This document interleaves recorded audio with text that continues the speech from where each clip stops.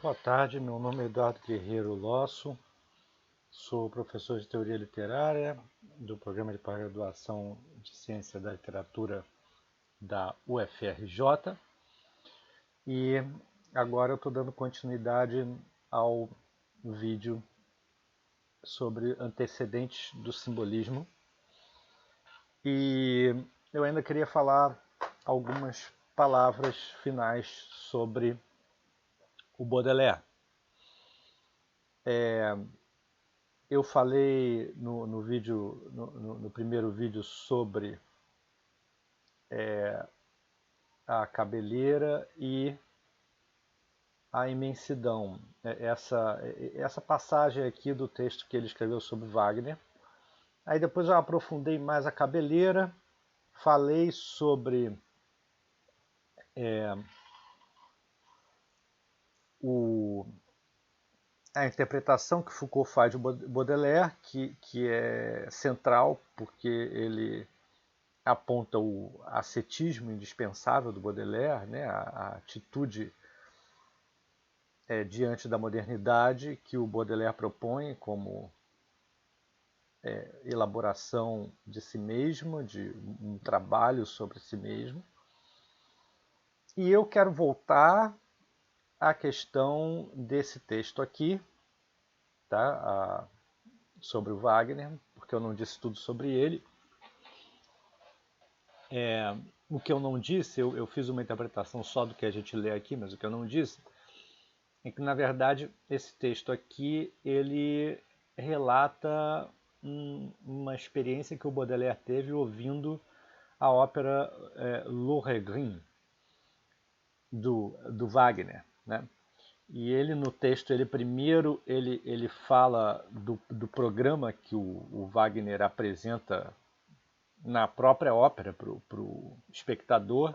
Depois ele fala de um texto do Liszt, o outro compositor, que no caso trabalhou com Wagner na condução dessa ópera, né? Não como compositor, mas como intérprete mesmo. E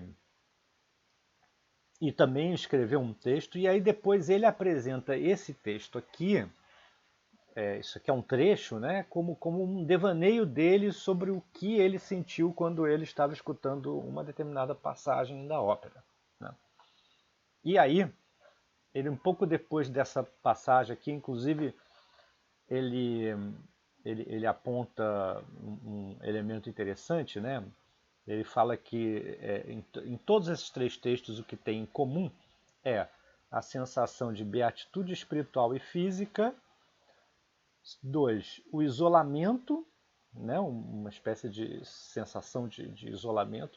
A contemplação de alguma coisa infinitamente grande, infinitamente bela, de uma luz intensa que regozija os olhos e a alma até o desvanecimento. Enfim, 5, a sensação do espaço estendido até os últimos limites concebíveis.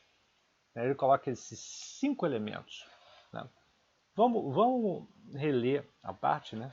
Retratei-me involuntariamente o estado delicioso de um homem às voltas, um grande devaneio numa solidão absoluta,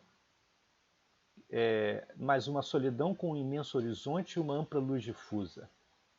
A imensidão sem outro cenário senão ela própria.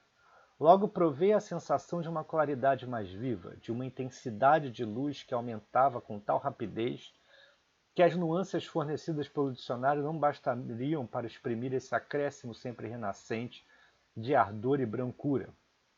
Assim concebi plenamente a ideia de uma alma se movendo num meio luminoso, de êxtase feito de volúpia e de conhecimento, planando acima, longe do mundo natural. Você vê que a palavra êxtase aparece aqui, né, como aparece em Cabeleira, num sentido bem diferente, mas o que eu queria dizer sobre esse texto em comparação com os outros elementos que a gente apontou é que nele, né, eu voluntariamente eu quis em primeiro momento não mostrar o contexto desse texto, mas se esse texto é um devaneio, a palavra é do próprio Baudelaire, né, um devaneio sobre uma impressão do espectador da música wagneriana, se isso é o que propõe Baudelaire, né, então existe aqui uma experiência estática com a música, né? Isso vai ser muito importante para o simbolismo, porque o simbolismo, a poesia simbolista, ela é um retorno à música, né? E um retorno, obviamente, ligado a aspirações místicas. Então, essa experiência estática com a música, em que você tem uma sensação do imenso horizonte e uma ampla luz difusa, né? A intensidade da luz e o êxtase da volúpia e de conhecimento. Tudo isso que a gente sabe, né? A gente pegando o texto do William James, né? O capítulo do William James sobre mística, né? E outros teóricos da mística, a gente vê que isso daqui tem todas as características básicas de uma experiência mística. Só que essa experiência ela é feita dentro de um contexto completamente estético. E aí você tem uma presença de uma aura, né? Eu não vejo essa luz de uma outra forma, né? Então esse jogo bem baudelairiano, né, de se deparar com a experiência da aura e ao mesmo tempo perder a aura, né? Esse jogo constante. Ele nesse texto aqui, ele mostra um outro lado da história, né? Um lado diferente daquele lado decadente que eu estava salientando, né? E na verdade, assim como o Baudelaire ele produz o jogo que o Foucault fala entre a afirmação do presente e ao mesmo tempo a crítica desse presente, de maneira em que o presente ele é negado para ser transfigurado, né? Então não é nem uma heroificação do presente, mas é uma heroificação irônica. Então não é nem uma apologia do presente, nem um desprezo pelo presente, né? Você vê que Foucault toma cuidado de observar que o Baudelaire não cai nem numa coisa e nem noutra, né? Da mesma maneira, Baudelaire não cai numa perda, assim, numa espécie assim, de absoluto niilismo da perda da aura, né? Mas ele constata a perda da aura, né? Ele está a todo momento constatando o famoso poema em prosa dele, né? A coroa do poeta, né? Que cai no chão, né? Então você tem uma constatação constante dessa perda da aura e você se depara, né, na experiência das correspondências, nessa experiência aqui de imensidão, você se depara sempre mais uma vez com experiências estáticas, né, em que aparecem relações de correspondência, inclusive um pouco antes desse texto aqui, ele fala que existem traduções, ele fala em termos de traduções, em termos de analogia, né? Ele inclusive cita o poema Correspondência dele no próprio texto, né? Ele cita as primeiras duas estrofes assim, do soneto, né? E ele defende a sinestesia, né? Pois seria, na verdade, surpreendente que o som não pudesse sugerir a cor, que as cores não pudessem dar uma ideia de uma melodia, né? Então ele também fala, a verdadeira música sugere ideias análogas em cérebros diferentes, né? Então, sendo que as coisas sempre, ele fala aqui, ó, que as cores não pudessem dar ideia de uma melodia, que o som e a cor fossem próprios para traduzir ideias, sendo as coisas sempre expressas por uma analogia recíproca, desde o dia em que Deus proferiu o mundo como uma complexa e indivisível totalidade.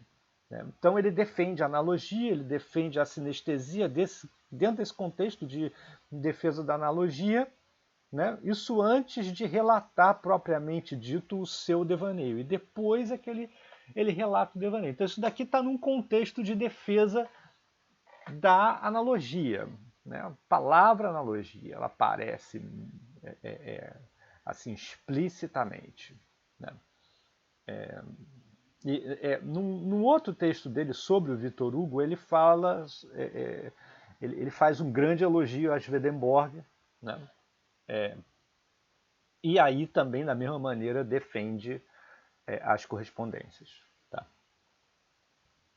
Eu lembro aqui que a passagem que o Benjamin fala sobre aura, né? Ele fala geralmente em termos de paisagem, né? Algo que está à distância, que se coloca à distância, claramente uma visão de contemplação. Não vou analisar aqui, mas é o que acontece. Então, uma espécie de aquilo que é distante na paisagem, né, desperta relações mnemônicas, relações de memória, né, e aí desperta as associações, né, analógicas, que são um pouco associações livres também. Né. Bem, mas estamos demorando para sair do Baudelaire, né? Não é fácil sair de Baudelaire, mas nós faremos isso. Agora vamos entrar na Carta do Vidente de Rimbaud, que foi escrita por um amigo dele, o Rimbaud escreveu para um amigo em 1871. E aqui você já tem vários elementos que a gente pode ver que é interessante porque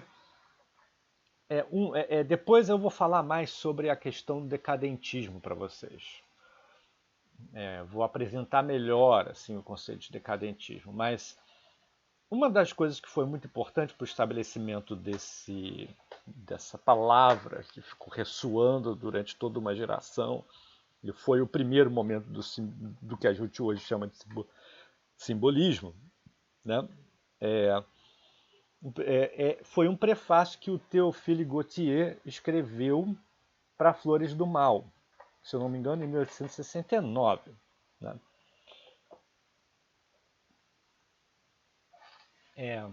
Bem, eu não sei, agora eu não sei se o prefácio do Gautier foi de 1868, talvez tenha sido de 68. O que importa aqui é que a primeira edição da Flores do Mal é de 1857, né, publicada em 1857, e depois de 1861 a 68 ela foi tendo 3 versões sucessivas e foram acrescentados novos poemas. O Baudelaire ele morreu em 1867, então foi pouquinho depois da morte de Baudelaire que apareceu esse prefácio do Théophile Gautier, em que o Gautier ele fala do espírito decadente do Baudelaire. Então essa é a primeira aparição assim mais clara da palavra. E daí por diante vão aparecer baudelairianos que vão se reconhecer como decadentes do decorrer do tempo. Bem, agora desse caso, Rimbaud é um dos baudelairianos. A gente pode considerar que Rimbaud está dentro desse pacote aí dos baudelairianos, e quando ele escreveu essa carta aqui em 1871, né, ele está sob a influência direta do mestre, né, que já recém-falecido. E aí a gente percebe aqui tudo aquilo que a gente estava falando sobre o ascetismo indispensável do Baudelaire se aplica ao que aparece nessa carta muito evidentemente. Né? Não precisamos de Foucault para nos dar, para nos legitimar o que estamos falando. Olha só, O primeiro estudo do homem que quer ser poeta é o conhecimento de si mesmo inteiro. Então, isso daqui é um aconselhamento, né? Você quer ser poeta, né? É uma carta, assim, lembra daquela carta a um jovem poeta do Rilke, né? De certa maneira, está dentro dessa tradição de alguém que dá conselhos para um outro poeta, para alguém com aspiração de poeta se tornar o tal. Né? Então, o primeiro estudo do homem quer ser. E aí a gente já fica impressionado com o vocabulário ligado ao mundo do estudo. Né? O primeiro estudo do homem que quer ser poeta. Então, poeta, se quiser ser poeta, precisa estudar. Né? O primeiro estudo do homem que quer ser poeta é o conhecimento de si mesmo inteiro. Então, como a pessoa ela se dá conta que quer ser poeta no meio da vida, né? Pode ser bem jovem, mas já viveu alguma coisa, então precisa primeiro conhecer a si mesmo. Você vê que tem esse motivo aqui secularizado do conhece-te a ti mesmo, né? Socrático, só que aplicado ao exercício poético, não ao filosófico. Né? E a gente viu lá no Foucault que esse motivo ele vai ser modificado, né? Ele vai ser transformado pela sese poética que ele vê no Baudelaire. Né? Aqui é a mesma coisa. Né? Então, primeiro ele precisa conhecer a si mesmo inteiro. Ele busca a sua alma. Aí a palavra alma aparece. Você vê que isso daqui é um itinerário da alma. Né? O poeta busca a sua alma. E aí ele estuda esse movimento da alma. Ele a observa, tenta, aprende, né? Instrui. A partir do momento em que ele a sabe, deve cultivá-la. Quer dizer, a partir do momento em que ele tem um conhecimento razoável, né, de toda essa movimentação da alma, dessa reflexividade, né, da alma, ele deve cultivá-la. E aí o que é cultivar aqui? Ele explica. Primeiro, ele explica de forma negativa. Primeiro, ele vai dizer o que não se deve fazer. Né? Como que normalmente as pessoas que estudam a alma fazem errado. Então, isso parece simples. Isso não é simples, mas parece. Em todo cérebro se cumpre um desenvolvimento natural. Então, todo mundo pensa, todo mundo desenvolve, né, o seu pensamento de alguma maneira. Tantos egoístas se proclamam autores. Ele está se referindo aqui aos românticos. Ele não quer ser romântico. Ele vê os românticos como egoístas. Né? É uma maneira de xingar os românticos medianos. Né? Tantos românticos se proclamam autores. Há também outros que atribuem a si mesmos seus progressos intelectuais. Né? Então, esse pessoal não interessa a ele. Quer dizer, tem gente que faz um exercício lá de busca da alma e tal, mas não faz da maneira que ele está se propondo. Mas trata-se de fazer a alma monstruosa. É isso que diferencia ele desses românticos egoístas. A maneira dos compraticos, né? Compraticos são os ciganos que provocam deformidades em seres humanos para transformá-los em atrações nas feiras e circos. Né? Então, você vê que é uma prática do meio circense, uma prática do meio cigano, né, que é um meio marginal, é um meio bastante marginalizado dentro da sociedade europeia, e ele coloca essa prática como modelo da sua busca da alma, né, do seu cultivo da alma, melhor dizendo. Né? Então aqui o modelo é esse pessoal que deforma os outros. E aí ele dá um exemplo. Imagina um homem plantando e cultivando verrugas em seu rosto. Isso é um exemplo claro do que ele está dizendo, bem grotesco, né? Toda a noção aqui é grotesca. Então, esse cultivo da alma, que é um trabalho de sofisticação, né? É um trabalho de aprimoramento, né? Ele se colide com a ideia de você aumentar a sua própria monstruosidade. Né? Então, a contradição está aqui. O que você tem que se aprimorar, mas se aprimorar não para ficar bonitinho, é para aumentar o seu lado grotesco. Eu digo que é preciso ser vidente, se fazer vidente. Aí entra uma palavra que nós conhecemos. Né? Faz parte de toda uma tradição visionária, da mística visionária. É um dos tipos de experiência mística e também é um dos tipos de escrita mística, em especial da escrita das mulheres. Né? A mística visionária por excelência é a Hildegard de Bingen, né?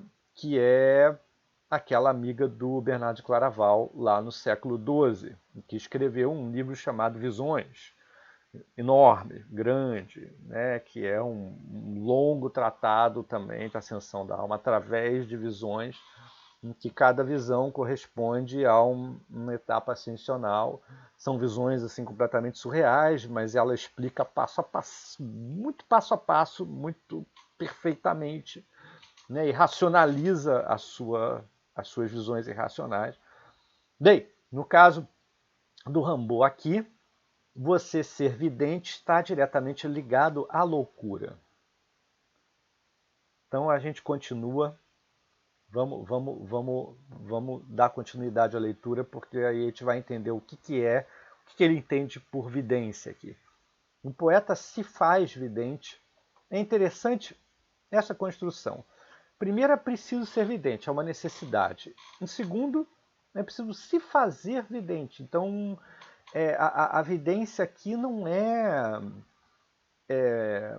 necessariamente uma coisa que vem do nada, assim, não está muito na tradição platônica do poeta como um ser possuído pelo divino, ou pela musa. Não está muito. Porque essa tradição é uma tradição assim de que o poeta não sabe nada, não tem que fazer nada, ele só tem que receber.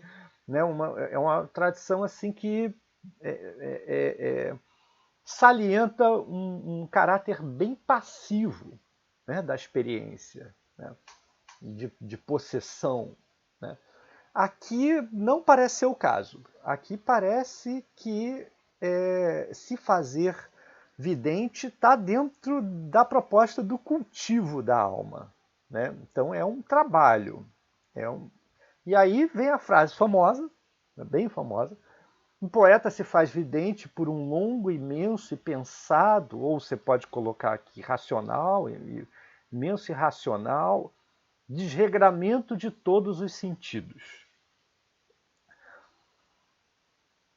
Isso que ele está dizendo aqui está harmonizando, está bem de acordo com a ideia de que você precisa fazer da sua alma uma alma monstruosa.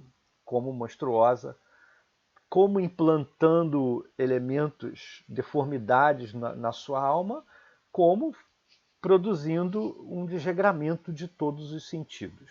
Né? E aí esse desregramento ele está cheio de adjetivos. Né? O poeta se faz vidente por um longo, imenso e pensado. Longo e imenso, ideia de extensão, né? E pensado, quer dizer, é uma espécie de loucura controlada, né? Como Álvaro Cardoso fala sobre esse trecho, né? Uma espécie de loucura controlada. Então tá fora daquela tradição da mania poética, né? Platônica, tá? Do Ion. Tá fora disso, me parece. Todas as formas de amor, de sofrimento, de loucura. Ele busca a si mesmo, ele exaure em si mesmo todos os venenos. Aqui é interessante porque o poeta ele deve se tornar todos, né? Produzindo todas as formas de amor, de sofrimento, de loucura, né? Buscando elas. Né? Ele busca a si mesmo, ele exaure em si mesmo todos os venenos para então guardar apenas as quintessências. Os venenos são esses, essas formas de amor, sofrimento e loucura. E a partir do momento em que ele extrai esses venenos dessas experiências, né, aí ele guarda as quintessências. Inefável tortura. Uma tortura que não se pode dizer. Né? Você vê que toda essa dimensão do grotesco, da monstruosidade e tal, ela está sendo sempre hiperbolizada, né? Ela está sempre se colocando como exagerada mesmo. Né? Inefável tortura na qual necessita de toda a fé, de toda a força sobre-humana. Então, fé aqui num sentido mesmo de força do espírito. Né? Toda força sobre-humana, onde ele se torna, entre todos, o grande doente, o grande criminoso, o grande maldito e o supremo sábio, pois ele chega ao desconhecido. Quer dizer, justamente quando ele extrai todas essas formas de amor, sofrimento, de loucura, né, isso daqui é a maneira como ele vai elaborar esse desregramento dos sentidos. Né? Aí ele vai chegar ao objetivo dele. Isso depois de muito esforço. Toda fé, toda força sobre-humana. Ele vai chegar ao objetivo. Ele se tornar, entre todos os homens, essas três coisas. O grande doente, criminoso e maldito. Bem, o Baudelaire, talvez ainda mais do que o Baudelaire, não. O Rimbaud, talvez ainda mais que o Baudelaire, né, ele está batendo de frente com a moral burguesa, com, enfim, com a mentalidade conservadora. Né? Então ele diz, né, se torna entre todos o grande doente, o grande criminoso, o grande maldito e o supremo sábio. Aí ele equivale esse lugar de baixo, esse rebaixamento, né, monstruoso da alma, em que você se torna o grande doente, criminoso, maldito, tudo de ruim, né, que a sociedade quer extirpar, né, quer acabar com isso. Né? Bandido bom é bandido morto. Aqui não. Aqui o que interessa é ser bandido mesmo. Né? E aí ele equivale isso com a suprema sabedoria. Né? Aí é que está o paradoxo da coisa. Né? Quanto pior, né? quanto as pessoas mais te veem o mau elemento, melhor. Aí é que você vai ser o grande sábio. Você vê que é bem provocativo. Ele está escrevendo isso aqui para um amigo, ele não publicou isso aqui em jornal, certo? Isso daqui foi publicado depois. Então, assim, isso aqui ele está falando para o amigo dele. Né? Ele é jovem, entendeu? Enfim. Isso também, o fato dele ser jovem, não importa. Porque, enfim, Rimbaud se tornou Rimbaud. Né? Pouco importa que ele seja jovem. Ele é o jovem que produziu a grande poesia, o grande pensamento poético revolucionário, né?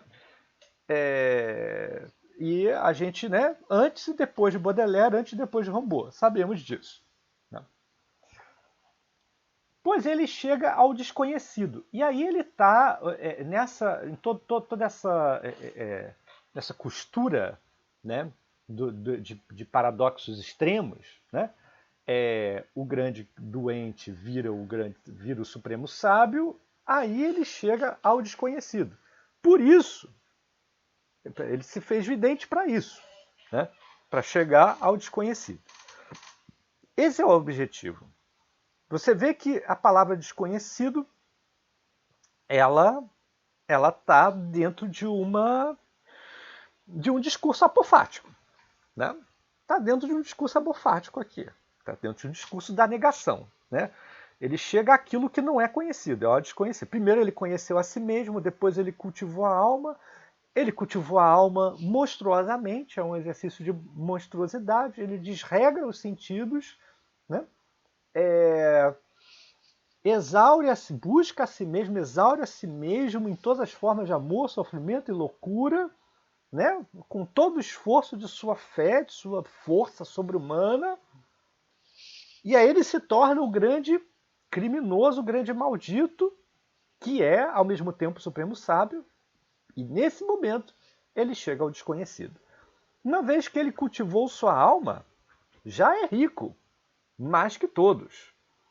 Né? Você vê que esse cultivo da alma ele leva a uma abundância. Né? Ele chega ao desconhecido e, quando enlouquecido, ele acabaria por perder a inteligência de suas visões. Essa tradução aqui, ela meio que traduz mais do que... Ela traduz no sentido de que ela explica, né? Coisas que no original ele não explicou exatamente, mas tudo bem, vamos continuar com ela. E quando enlouquecido, ele acabaria por perder a inteligência de suas visões, ele as viu. Né? Porque aí nesse momento, que é o momento do enlouquecimento, quer dizer, um momento de perdição mesmo, de errância completa, não importa que ele enlouqueça, porque ele viu as visões. Né? O que interessa é ver. Né? Você vê, é uma secularização da visio Dei, da visão de Deus. É uma secularização. Vocês sabem que quando eu uso a palavra secularização, né, significa não que é uma simples retomada, né, de uma tradição metafísica. Não é, já estamos aqui num lugar de saída completa da metafísica, né? Da teologia mesmo, assim, dos ideais teológicos. Né? Estamos agora em outro momento. Né? Eu uso a palavra secularização no sentido mesmo de que existe um traço desse passado que está sendo completamente transformado. Né? Pode ser para o seu oposto. Pode ser né, monstruoso, grande maldito e tal. É o outro lado da coisa. Né? Não é o lado da santidade, não é o lado da bondade e tal. Nada disso. É o lado oposto. Mas eu digo secularização por quê? Porque, e aí, inclusive, faz um diálogo com a própria ideia de decadência. Que é interessante. Né? A decadência é a secularização por excelência. Né? Por quê? Porque o processo de secularização envelhece a coisa e a coisa ela já morreu e se torna adubo, né, para outra coisa. Mas essa outra coisa veio desse processo de secularização, desse processo de envelhecimento. Né? Ela não aparece do nada, desculpa, mas ela não aparece do nada. É isso que eu entendo por secularização. Pode ser o oposto, pode ser aquilo que é exatamente contrário. E é! Mas esse contrário, ele contém, né, algo da visio Dei. Ele contém algo da visio Dei. Não é à toa, né? Ele está vendo desconhecido. Né? Tradicionalmente, o desconhecido é Deus. Né? Atributos negativos para Deus. Né? Tradicionalmente, aquele que vê Deus se torna sábio. Né? Tradicionalmente, existe uma confusão, uma loucura né, no vidente em que ele exaure a si mesmo para ter a visão divina. Então, assim, assim o esquema todo, a estrutura toda, não está muito longe daquilo que um dia foi algo contrário. Né? Não está longe. A ideia, só que a grande mudança aqui é que existe uma é, uma uma busca, né, dos valores contrários, né, do maldito, do monstruoso e etc e tal. Mas o que interessa no final das contas para ele, você vê aqui, o que interessa é ver esse desconhecido. Aquele não diz que é Deus, então não é Deus. Não, não vamos colocar a palavra na boca dele, porque não é, né? Não é. Mas é o desconhecido. É esse negativo que não se nomeia. Né? Ele acabaria por perder a inteligência de suas visões. Ele as viu. O que importa é ter as visões. O que importa é ser vidente. Isso é que importa. Né? Isso é que importa. Que ele estoure seu sobressalto pelas coisas inaudíveis e inomináveis. Virão outros homens trabalhadores. Aqui não dá para ver o resto. Desculpa. Deixa eu... Eles começarão pelos horizontes onde o outro se abateu. Né? Quer dizer, o que importa é ele ter a visão, e depois que ele tiver a visão, se ele tiver enlouquecido, pouco importa, porque aí ele vai dar como legado para outros seguirem adiante nesse processo de cultivo da alma e etc. Né? Que é uma invenção de si mesmo. Eles começarão outros horríveis trabalhadores. Quer dizer, também são horríveis os próximos trabalhadores. Tá? E eles começarão pelos horizontes onde o outro se abateu. Né? Então, ele tem uma visão da totalidade do seu da sua trajetória, né? Espiritual e monstruosa, né? A trajetória espiritual monstruosa, né? A trajetória do maldito sábio, né? Ele tem uma visão também histórica. Ele quer produzir aqui, de uma certa maneira, uma tradição, né? Isso também a gente não pode negar. Eu acho que não dá para negar. Só que é uma tradição da ruptura, uma tradição de horríveis trabalhadores, tradição de gente horrível, tradição dos malditos. Né? É isso que interessa a ele.